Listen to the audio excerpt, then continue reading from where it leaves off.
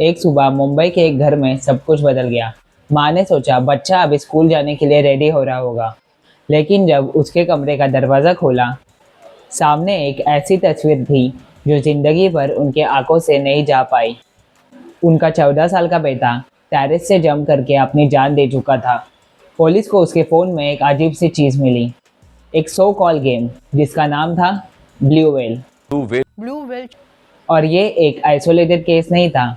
ये गेम जिसे लोग मजाक समझ रहे थे, भारत के कई घरों में घुस गया था और बच्चों की जिंदगियां छीन रहा था और पूरे देश को एक नए डर से भर रहा था। 2017 में मुंबई के 14 साल के इस बच्चे की मौत ने सबको हिला दिया। इन्वेस्टिगेटर्स ने देखा कि टेरेस से जंप करने से पहले उसने अपने फ़ोन में कुछ मैसेजेस और टास्क कंप्लीट किए थे जो एक गेम के इंस्ट्रक्शंस थे। उसके बेडरूम में ब्लड मार्क्स के साथ वेल की एक ड्राइंग मिली। उसके स्कूलमेट्स और दोस्तों ने बताया कि बच्चा पहले से काफ़ी डिप्रेस लग रहा था। पेरेंट्स भी कंफ्यूज थे कि कैसे एक इनोसेंट लगने वाले लड़के के दिमाग पर किसी ने इतना कंट्रोल कर लिया। यही शुरुआत थी जहां एक आइसोलेटेड लगने वाले केस ने धीरे धीरे नेशनल कंसर्न का रूप ले लिया। केरला, तमिलनाडु, मध्य प्रदेश और बंगाल से भी सिमिलर रिपोर्ट्स आने लगे, जिसमें टीनेजर्स को सुसाइडल टास्क के लिए पुश किया जा रहा था। हर एक इंसिडेंट ने एक नया पैनिक क्रिएट किया।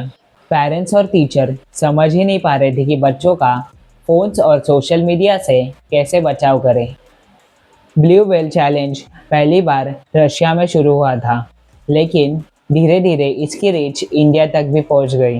व्हाट्सएप ग्रुप्स, फेसबुक लिंक्स और सीक्रेट ऑनलाइन फोरम्स के थ्रू ये गेम इंडिया के टीनेजर्स तक पहुंचा। सबको लगा पोकेमॉन गो के बाद ये कुछ नया गेम मार्केट में आया होगा, बट ब्लू व्हेल कोई आम मोबाइल या वीडियो गेम नहीं था।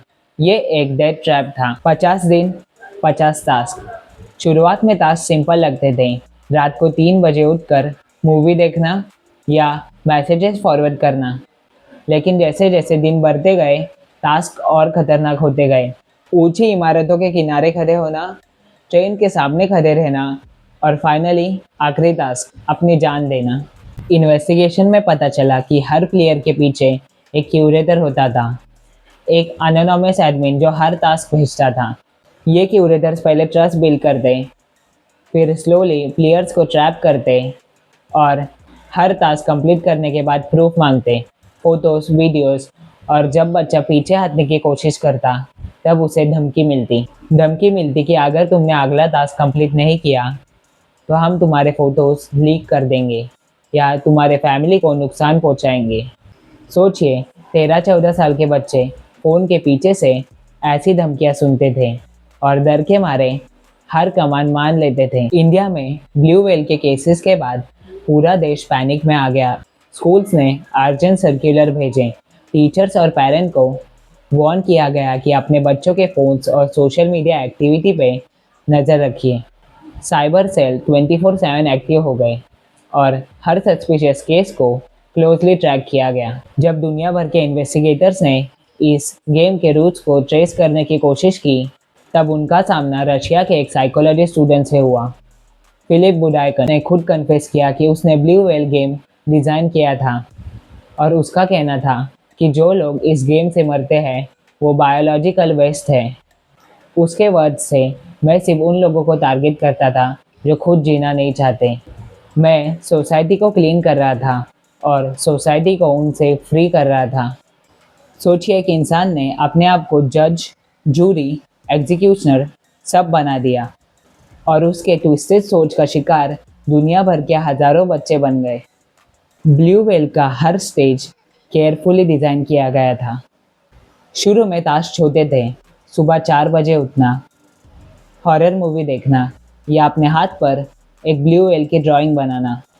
फिर धीरे धीरे वो और डार्क हो जाते, ब्लेड से अपने स्किन कट करना, टॉल बिल्डिंग के किनारे खड़े रहना, स्लीप अवॉइड करना। और हर टास्क के बाद क्यूरेटर के मैसेजेस आते थे, टॉन्ट्स, थ्रेड्स और मैनिपुलेशन से भरे मैसेजेस। फाइनली आखिरी और 50वां टास्क था सुसाइड, और यही था ब्लू व्हेल चैलेंज और यही थी सो कॉल ब्लू व्हेल विक्ट्री। लेकिन असल में ये एक प्लान मर्डर था।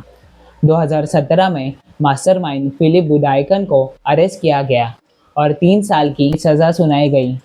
उसके सर्वर्स सीज किए गए और उसके फॉलोअर्स को ट्रैक करके बैन किया गया।